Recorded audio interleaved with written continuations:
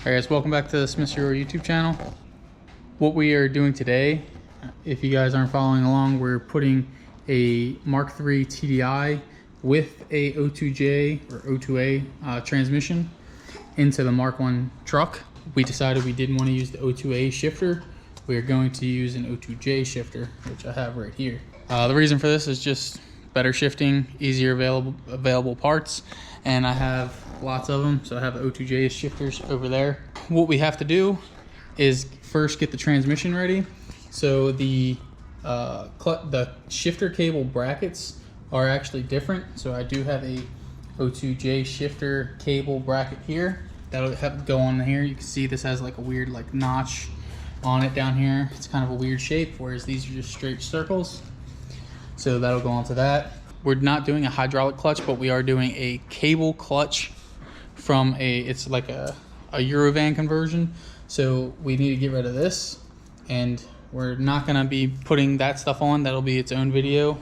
This video is just specifically getting a Mk1 ready for a O2A or O2J, O2A shifter. We're gonna take this off. We gotta take the slave off, throw that out, and then the shift tower. First thing you gotta do is just make sure it's in neutral. If it goes up and down, it's in neutral. See, it's in gear, can't do it, so neutral. Pop that 13 out, pop that 13 out, and then usually I just get a long pry bar, hit right here underneath with a hammer, and it should come right out. Then after that, we can get this shifter in, and I'm going to be installing a short shifter that I made. You guys can check the video out. I'll either have it up in the corner or it'll be in the description where I made this short shifter. Let's get to it.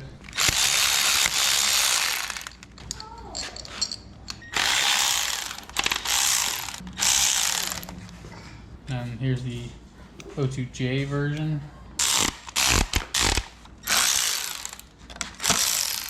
Look right here. You'll see it just. Want me to hold it? So we cleaned everything up. It's pretty gross in there. It's an old trans, so I'll do a trans service on it one of these days. For future reference, this one's a CTN, so that should be a Mk1 Tdi. Again, same thing. You just gotta make sure this is in neutral, which I hope this is, because I messed up and took it apart one day. So you gotta get this little basket's gotta drop in as well, so that locks in on its own. So it's fully in there. And a lot of people always worry about putting one of these into O2As. A lot of people think that for some reason you need that bottom cover, whatever it is underneath, but in my experience I've never ever had to do that, and I think that's just people trying to make an extra 10-20 bucks, whatever it is, when they're selling these swaps. Or O2J shifters, they're always these weird, they're captured, but the washer spins freely. So these are really special just for these shifters. So I just realized that I'm missing, there's these two little bushings. There's two pieces. I'm missing this one. I'll just have to put that in another time. And then also, come over here. When you're doing these on these O2, or when you're putting them in Mk1s, you can't run the reverse light switch because it'll run into the cable stuff. So I got to get a bad reverse light switch, thread it in, and just like break it off or put a bolt in it. These have one special keyed way to get on, so make sure you don't mess that up. I'm just gonna run the 13 on real quick. You don't want to go crazy because you will snap that off. I've seen it happen plenty of times. This should be fully converted. We can make sure we get all of our gears. So up here should be 3, 4, and you go up one more, and I think that's 5th. Yeah, that's 5th, 3rd, 4th, 1st, 2nd, and then all the way down is reverse. When you hear that loud click, that's how you know you're in reverse. Alright, so this is all set up and ready to go. I just need to plug that bolt. Now we can go in the car. We have to finish dropping out the O2O shifter. take that all out, cut a piece off of the rack so we just have more room for the cables. And then we have the Eurowise sandwich plate adapter, so we can just mount the O2J box in there with like very, very minimal cutting. So guys, on this, the reverse light switch, I tried the reverse light switch in there. It was entirely too big. I cut it, it was still entirely too big. I couldn't get the clutch cable thing on. So here I have a M12 by 1.5 bolt, and you see I cut it off pretty short, and then I cut a slit in it so I can screw it with a screwdriver. And what I'm gonna do is just douse it in red Loctite, run it in until it's flush, and then just leave it, and then it should never fall out. You need the Loctite because you don't want it to back out, for one, and for two, it can leak some gear oil out of there. Yeah, we're good. Yep, so now we have plenty of room. All right, you can see everything's on. Now this little bracket does touch the shifter a tiny bit. If it turns out to be a big issue, I'll have to loosen this, take it off in the car, grind it some more, and flatten it out. But I think it'll work because it's just a cable going from there. So we're getting ready to put the O2J shift box into the Mk1 truck. So I got this from my friend, and he already had put some like Diesel Geek bushings and stuff in it. So I have all new Diesel Geek bushings for it. It's really common that these all kind of blow out, wear out, but these come out of any Mark IVs or late new Beals after like 99, because the 98 ones, they come with O2As. So you get one of these boxes, and then I have a little adapter plate, so we'll have to take everything out of the truck, and we will set the box up in there, and we'll use the plate to bolt a couple of holes, and then from underneath the car we'll have to go through these bolt holes right here and make some marks, drill through, and do a nut and bolt through it. Now usually all this comes assembled, but I bought all this stuff in pieces. It's a lot easier if the cables are out because you don't have to fight with getting the box in and all. You fold down these little tangs, and then the bottom comes off, and then usually there's like, I believe they're Torxes, and they go up through here. But since the guy I got it from had it in a Mark III, he changed the bolts out. Unfortunately, he stripped the holes, because usually these are threaded, so you could just thread the bolt in and set it up and it'd be nice and easy.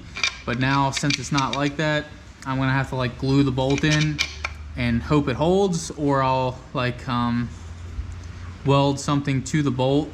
That way, like when you're up in the car trying to tighten it, it won't spin, because that'll be a nightmare.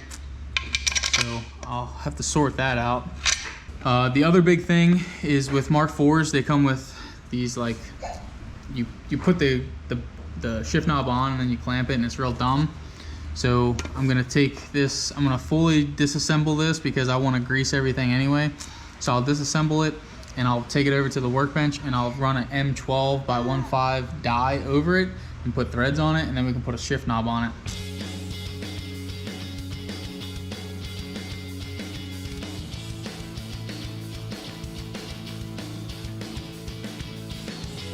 Got everything apart.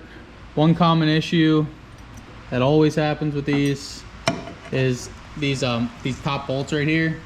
These strip out so easy, so you just take a chisel and just hammer it and go counterclockwise, and then it'll spin. That's the hardest part. And then to get this whole assembly up out of here, you have to take the shaft out, which is, it's just this C-clip, but it's a little hard to get. You just get a pick behind it, pop it out, and then the whole shift rod comes out through the bottom. Now the box is completely disassembled. The box is gonna stay like this for a while. That's how we're gonna mount it, because this is a lot easier to move around than an entire assembly. So there's that. So now let's take this, we're gonna take it over to the vise. This thing is a little bit bigger than 12 mil. One, you definitely need one like this, and it's gonna fight you for a long time to get started. It is M12 by 1.5. You probably can't see it, but there is a start here side, which is a little beveled. You don't crank tight on these, because if you crank on this, you'll break the die. You'll like push it in and it'll snap. So it's just to hold it in place. clamped in a vise with a rag. It just kind of helps from keeping it from getting marred. And then I just put a rag over it because there's going to be a lot of metal and a lot of oil. I usually have a little oil can and I just douse it in oil and I just keep going until it starts to catch. So again, you can see it's not really even close. You just keep going until it starts to catch. You apply a lot of pressure on that.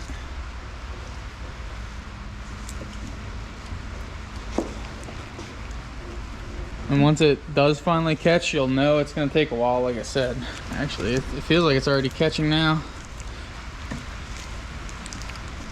And I always go back because you want the threads to come up, or sorry, you want the metal chips to come back out. You can see they keep dropping down here. It's going to be a lot by the time we're done. I'll go backwards and you'll see all the chips fall out. And then I just kind of start going back out. And then you can see the threads are starting to cut. Oil everything up. I usually go down to almost the bottom of this, the indent. Then you have plenty of threads to put any shift knob on you want. Right there. The door. So here's the OEM shift knob. Goes right on, no problem. Now if this is a little short for you in the car, you can buy extenders, which usually for Mark 1s it is short in the car. So if you buy an extender, it'll be like a coupler that'll screw down over this, and then basically another set of threads that goes up. What we're gonna do now is we're gonna scuff this up and paint it black and heat it up and then put it back in. Just that way in the car, you know, the shift boot's only gonna come up so much. So if there's any bit of black, it'll just make it look that much nicer. I take this little C-clip off and you wanna get this shifter to drop down. I'll have to keep all this together with the shifter stuff, so here. Dad, can it see me? Uh-huh. Here, look back over here, honey. We gotta take all these 10s out. We won't need these anymore. You're doing a great job. We won't need this plate anymore. We gotta pop this guy all the way up and off. So this plate, I just took a hammer, a flathead, and then just popped it up. So now this plate is ready to go. This is what houses the reverse lockout. Now we'll get everything out from underneath the car.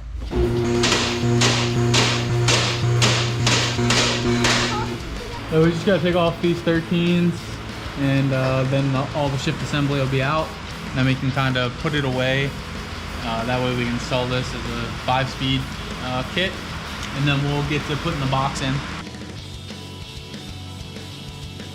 So we did a little bit of cleanup down here, and everything's off, and you can see we cut all the shifter linkage stuff off. You don't have to do it, but it just makes it a little easier to route your cables because I'm going to route them up and under.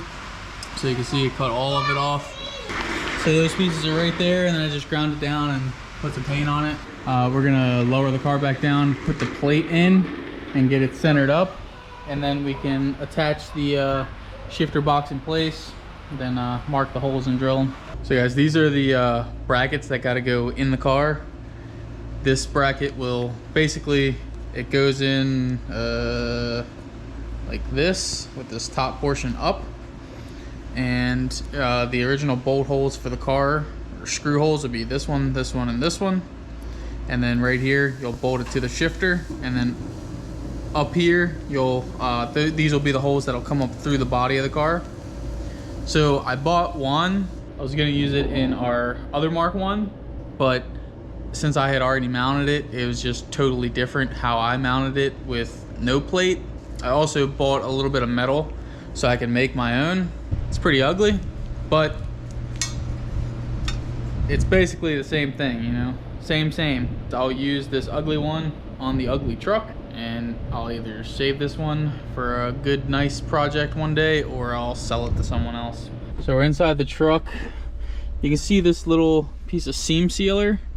This was keeping my holes from lining up. So see, Got a hole there, hole there, hole there, and that's what bolts to the chassis of the car. There was that little piece was right here. And I just kind of chiseled it off. I'm gonna put a little bit of paint on it real quick, but then we can get the plate in place, tighten everything down, and then we can go underneath the car, put the shifter up in. When I bolted this one in, it still had this same gap up here. This side gap doesn't matter with the box, but this front gap does. It doesn't allow the box to come up anymore. It doesn't say anything in the instructions about cutting, but it's also just like a DIY of someone else doing it. So I'm just gonna cut this out with my electric body saw, and then I'll come back in with some yellow paint, touch that up, since I already got to touch up the spot over here that I had to knock the seam sealer out. I just finished grinding it out. You can see the box is in here, it's flush. Here's the bolt holes right there. Now I just have to bolt it in up here and then mark the holes underneath, drill the holes, and then the box is mounted. I had to do a little more trimming to get this to sit flush.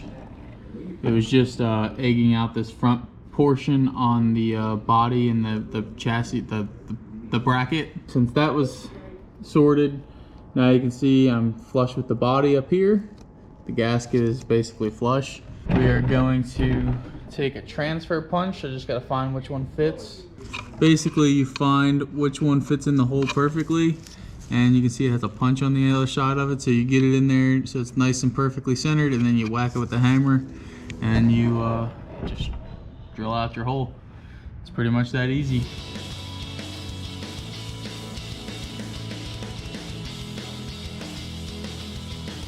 So now that we're putting the box back together, remember that these holes are supposed to be threaded, so you just thread a bolt into it and it should be good, but these things are wallowed out. My idea, I think this will work well. I got 2 shifter bracket bolts off O2As, O2Js, and I found just a crappy old punch that I don't use anymore. So I put the bolts in, put nuts on them to hold them square, and I just welded between it, so now it'll be a locked thing.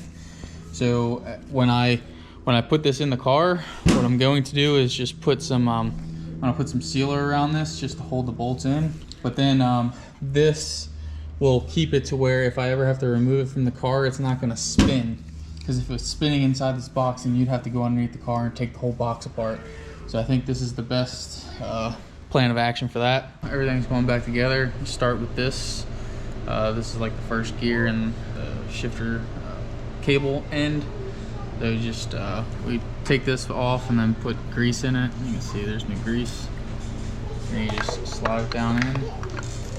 So then now flip it over, and then you can put the shifter back in place. Keeps wanting to come out. Spring, top bushing, clip. Then you gotta put on this little spring. This is the side-to-side spring, so it'll make it return to center. This end goes up like that, and then this end comes down. And then you can see it. That's what returns it. And then now you have to put in this. This is the first gear getter and the other shifter cable. So this is just gonna pop down through like that. A little bit of grease.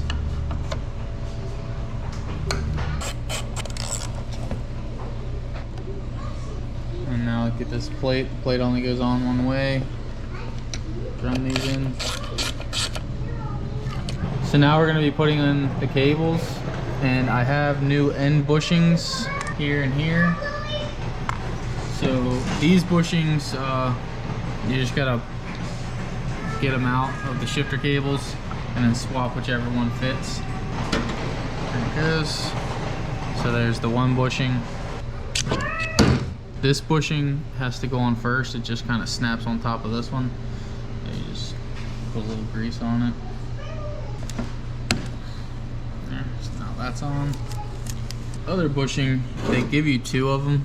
There's 2 different sizes, so you just got to figure out which one fits. And for me, that one fits that. This one's going to be wide side out. This in. Wide side out. Put on. clip. All right, so this one needs a clip. I'm hoping this one will work.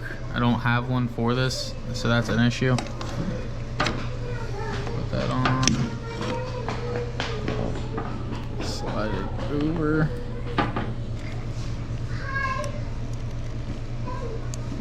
So I made that clip fit. Hopefully it'll stay on. If it ever fails, I'll know exactly what it is, what the issue is. And now I gotta put the clips in. They go in from underneath. Just go straight on.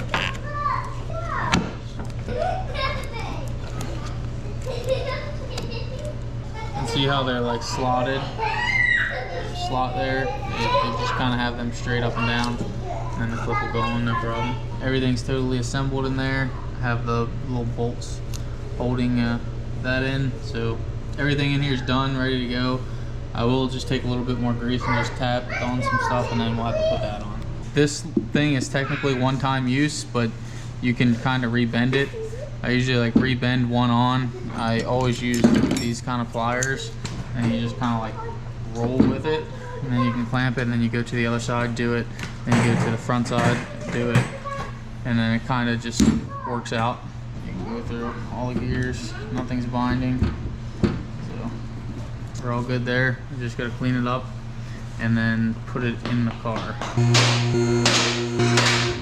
I got the box here, but I'm gonna put the cables up through the rack first. That's where I always run them on these conversions. So here it is installed. It's nice and flush up in the car. It's ready to go. And see where I ran the cables. They go up and over. And I'll lower the car down and show you how it looks. Here's how it looks in the car. Here's the 2 bolts, and here's the 2 nuts. That's all in there. We're gonna put all the shifter stuff back together now. Put the boot on, so you can see that it's definitely lower than original, so we'll have to put one of those extenders later down the road, but for now it'll be just fine. We're fast forwarded now. The engine is in the car with the trans, so all we got to do is connect the shifter cables, bolt it to the transmission, get everything adjusted. First thing we got to do, I had to get new end links. The ones that I have are just really nasty, so I got these solid bushing ones. They're cheap enough. Put some grease in all the bushings, and they go in. They only go in one way. You see one's bigger than the other. So to lock these, you just push down and turn right, and then now it's locked.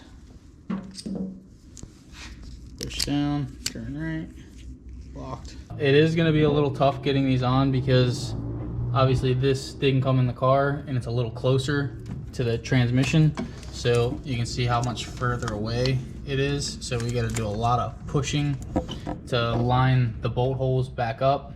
It's just something that comes with doing this swap. So smaller end link goes up here, bigger one goes down here, and just slide it on. Don't forget the little clip.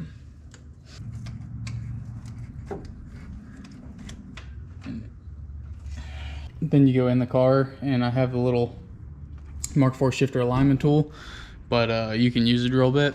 So we just got it in, goes right through there, lever into the shift box.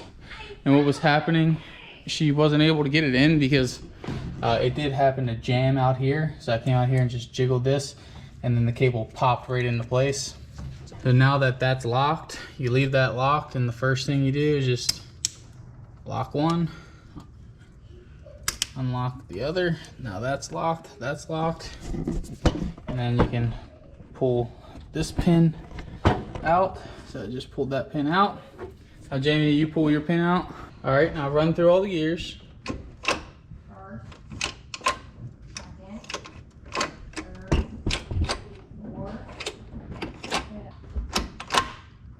we got all gears. All right, now return it to neutral. And then now we just got to put the boot and cover on.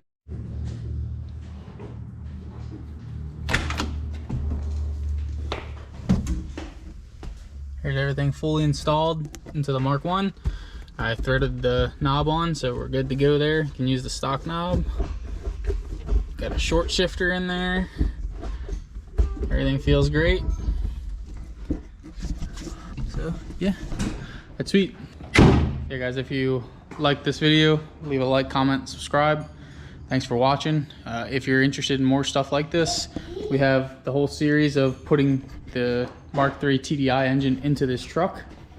And we're also gonna have other odd and end kind of stuff, like how we put the engine mounts in, because you can see right here, this is an O2J, which is really hard to get into one of these chassis, but we use the Tech 53 mount. And you can also see there's the finished O2J shifter. So it showed you guys, we have a video of putting all these mounts in and fitting it to the car. And then we also are gonna have the clutch cable adapter. So this should be in the next video, bolting this up to the car and also putting in the speedometer for the transmission. So that will 100% finish this swap in the truck. But yeah, again guys, thanks for watching. Like, comment, and subscribe. See you in the next one.